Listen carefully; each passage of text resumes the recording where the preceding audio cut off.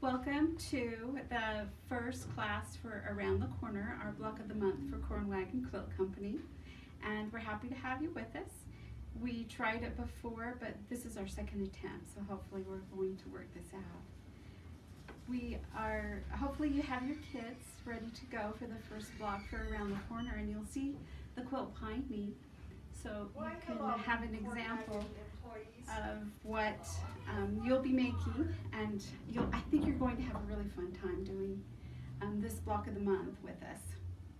Our block this month is the center one with the vase and the flowers, so you'll have good experience with doing wool applique and also some cotton applique. The thing that most people have been concerned about is the cotton applique, and they're not really comfortable with needle turn applique. So today I'm going to go through a few ideas for doing your cotton applique that makes it just a little bit easier. I did want to start, however, with just some basics on wool applique for those of you who haven't had a lot of experience doing wool applique. I have my little projects here with me. I'm doing a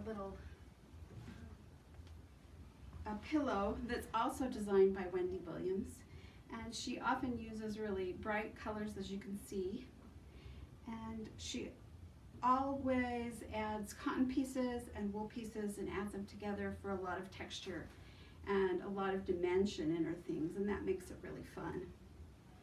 So I'm going to first just give you some real basics on doing some wool applique.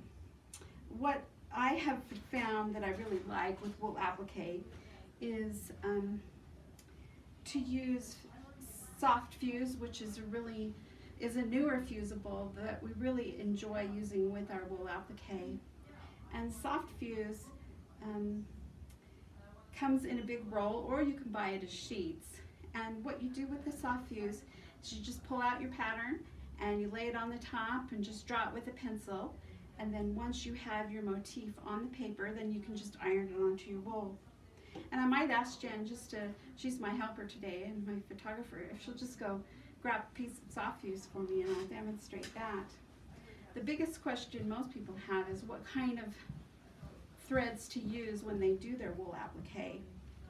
And I have a large selection of wool flosses that I've put on bobbins right here. And you may have to gather them as you go, but I like to use a wool floss and have it match the piece of wool that I'm appliquing onto the background piece. So I have a large selection and I just hold it up against it. If I were using this green wool right here, then I would just hold it up to my flosses and see which one matches the best. And you'll find that it matches a lot better than you think it will. So I'll just pull out the one that I need and use that for my applique. Here's a soft fuse here,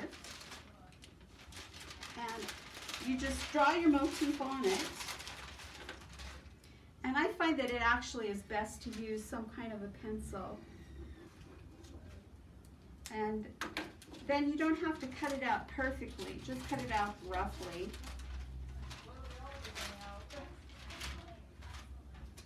And then you take your piece of wool, and I have a little pressing mat right here that's wool, and we find that these are really helpful with cotton and wool piecing. We have these in the shop and they're just really nice, so you might want to invest in one of those. When I iron this piece of soft fuse on here, it just takes just a few seconds for it to fuse on. You can see it just takes me a few seconds. We don't want to burn the wool, and so just do it really quickly. And then I will just take my piece here and cut out my motif. I do really love these Karen K. Buckley scissors. This is the medium size, and they have a blue handle. These scissors have a little tiny serrated edge, and so if you're cutting wool, then it just grabs the wool and it makes a really nice clean cut. This is the medium size, like I mentioned, and I would really recommend a pair of these if you're doing wool applique. So here's my little motif, and then I can pull off the back the paper on the back, and then this will go onto my background. So if I have a piece of wool or a piece of cotton that I'm ironing it onto, it just takes me just a second. Sometimes I use a little bit of steam, and then it's fused to my background. Then I'm ready to go. So I'm going to go back to my little pillow right here that I'm doing. What I've done here is I've fused all of my pieces on here, and then I'm ready to go ahead and stitch. I'm stitching the little stems on this one, so I'm using a green thread, and it's a wool thread.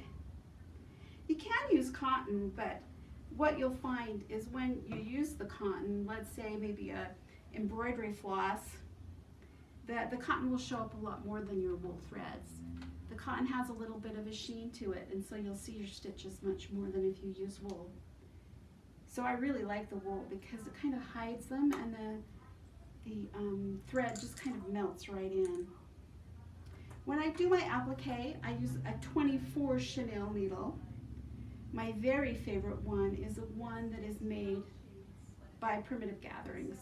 And there are quite a few different brands, and you can use any of them. But the Primitive Gathering one is just a little bit shorter.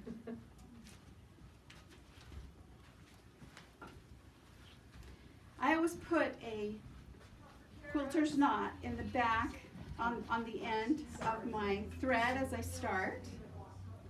And then I come up into my wool, and I start about in the wool about 1/8 of an inch into the piece of wool. And so my stitches are about 1/8 of an inch apart and about 1/8 of an inch deep into the wool. And it's just a little whip stitch. I prefer not to do a blanket stitch because that shows up a lot more. If I'm doing something decorative, I may do a blanket stitch. But if I just want it clean and ready for more decorative stitches, then I just do the whip stitch to make the placement onto my background. If you need me to demonstrate this, I'd be happy to do it when you come into the shop sometime. So that's kind of the basics of wool applique. I do have a little handout also that you're welcome to have sometime that tells the basics of wool applique that I can give you with your kits. So on this block of the month, the first thing that you will receive is, like I mentioned, is the block for this vase part right here. And what you'll want to do is take these two pieces, these two cotton pieces, and she'll tell you what size to cut them, and then make a seam, and so it makes your background. And then all your flowers and everything will go on to that. All of your wools are included in some nice fun bright colors. And you can look at the pattern. You're welcome to take a photo of my sample. But one thing that Wendy Williams does, and I have taken a class from her, she's a cute lady from Australia. She really encourages you to sort of do your own thing and be creative. So your flower vase doesn't have to look exactly like mine. You can make, switch up the colors a little bit, put your leaves and your flowers in different places, and just do it so it's really fun for you. But you're also welcome to sort of look at the examples, and if you're not so comfortable with doing that, you can kind of copy what we've done too. So these are some of the fun colors right here. I've also included some fabrics that you can use for appliques. You're welcome to add some more. I picked out a couple of fabrics that were new in the shop since I did the kits, and these would be really fun things to add in this vase block. For instance, it would be fun to use this one right here and use just a little flower motif, or this really fun K-facet fabric. You could use this one right here in the center or anywhere in your flowers. So look for some other ones you might have in your stash, or you can purchase just a little bit of fabric and add them to your kit. I wanted to show you just a couple of ways to do some cotton appliques, since some of you have sort of expressed some fear about doing applique. And these are just a couple of ways that make it just a little bit easier for me. So if you really feel comfortable with needle turn applique, that's a great way to do it, and you're welcome to do it that way. These are sort of some alternative methods that you can use for cotton applique. The first one I'm going to show you uses what we call wash away applique sheets. And I'm not totally sure that they actually wash away or that you're going to really wash your quilt, but I found in using them that it doesn't add a lot of stiffness, or it doesn't add a lot of stiffness to your quilt, so it actually works quite nicely. So what you do with these sheets is you just draw your motif on the piece.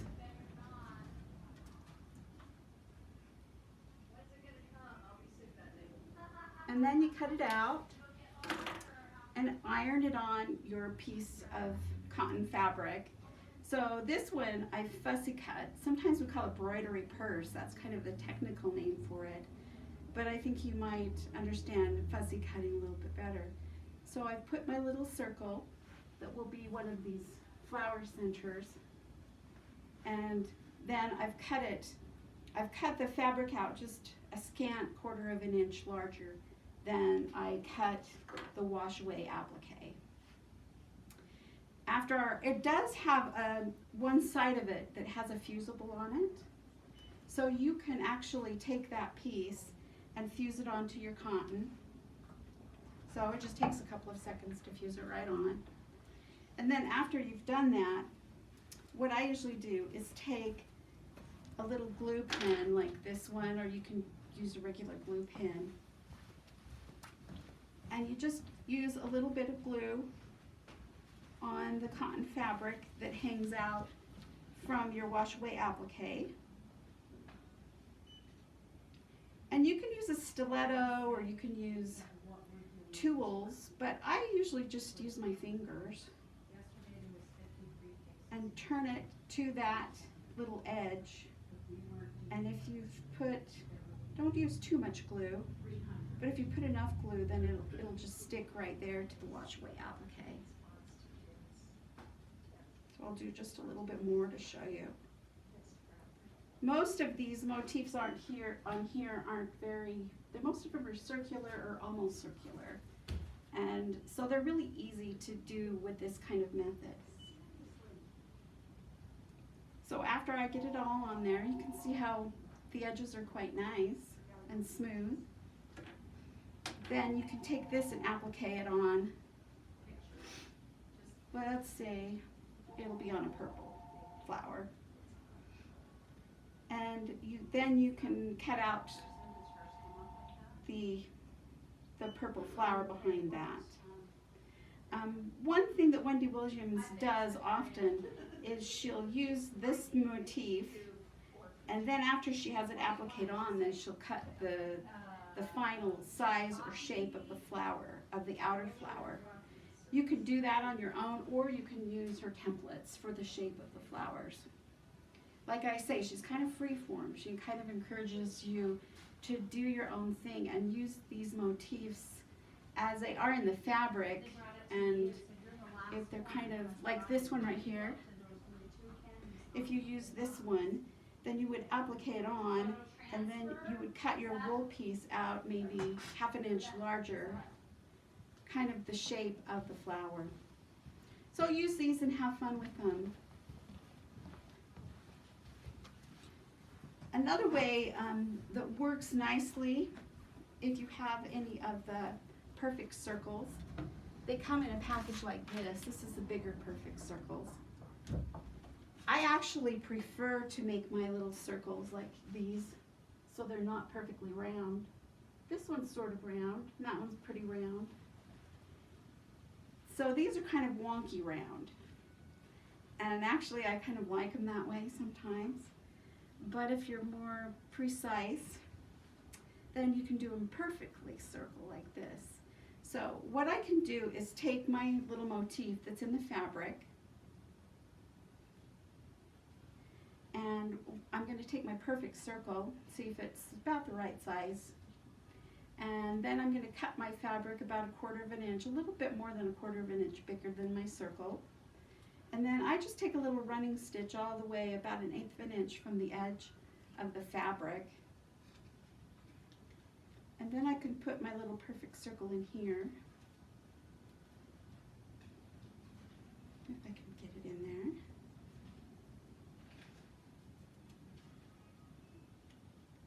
Get it in there. And then you just pull the little string and it gathers up around that perfect circle. And then you can take this and applique it on your wool for the center of the circle. When you're appliquing this on, I use a cotton thread, a cotton applique thread, not the wool thread. And I do it in a matching color. So that's one fun way also to do it. Here's the vase. And I've actually done the vase with the wash away applique again. And so I've cut out the shape of the vase. And then I've cut the fabric just out about 1/4 of an inch larger. And then I could just put a little bit of glue on here, just like I did with that wonky circle. And then just turn it. When it's all turned, then I can applique my vase on. So that's a really easy way to do your applique. One other way that some people really like for doing applique a little bit easier is, we call it the Lori Hope method. So we use a lightweight interfacing like this. There's a brand that Lori Holt has, and then there are other brands too. But basically it's just a lightweight interfacing. So you usually use a friction pen or something else. Draw your motif on it. And I'm doing another little project, so I'm demonstrating with that, so these aren't going to match. They're actually little tulips. And they're here somewhere. There they are. So I've drawn my tulip onto this interfacing. And then I'll put it on the right side, or in the kids' class we call this the pretty side. And then stitch right on this line where I've drawn the tulip. And then I'll trim around it just a scant 1/4 of an inch smaller. And then turn it inside out. And what I really enjoy using is this little purple thing. It's actually called the purple thing, not thing. And you just slit a little hole in here as you turn it inside out. And you can use a purple thing to poke out the points so you get it nice and crisp. Around this little bottom part, it also helps to kind of make a smooth curve. So after I get this nice and how I want it, then I'll just press this. And it's not quite perfect yet. I might have to work on it another minute or two. And you can see how it's just turned inside out with the interfacing back there. And then I can applique this piece on the top. So that is another method that you could use to do your applique. The next thing after you have some of your applique done is you're going to be doing some stitches. And I think that's also another part that a lot of people have a little anxiety about. We have some really great little books that have some stitching guides. This one is called The Embroidery Stitching, and it has all the basic stitches that will be great for you to use. It's by Christian Brown. And of course there's also the Sue Spargo book, and it's called Creative Stitching. And if you want to get more involved and use a lot of stitches that are more elaborate, then this is the perfect book for you. Wendy Williams doesn't use a lot of fancy stitches. She kind of uses the basic stitches and uses them over and over. So that's kind of nice. There are probably only 5 or 6 stitches that she uses, and and then she repeats them over and over.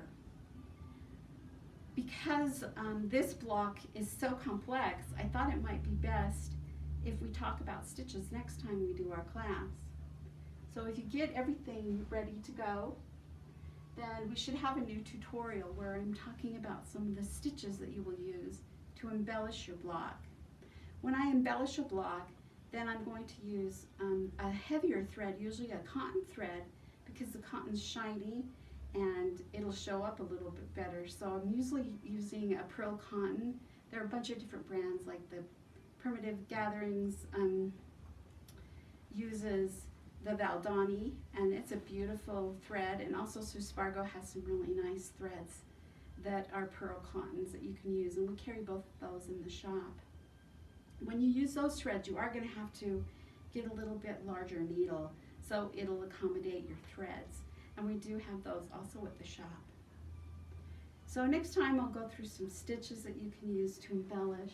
You can see that the embellishment kind of adds another dimension that's really fun that will add to your blocks. I've also used just a little bit of the sparkly threads that have maybe a little bit of metallic in them, and sometimes those are kind of fun to use also.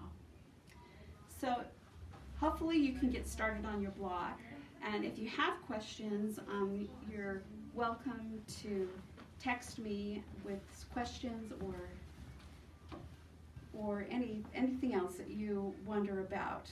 We're really excited to have you join us for the Around the Corner block with Wendy Williams as a designer, and we hope to see you soon. Stay well. Thanks.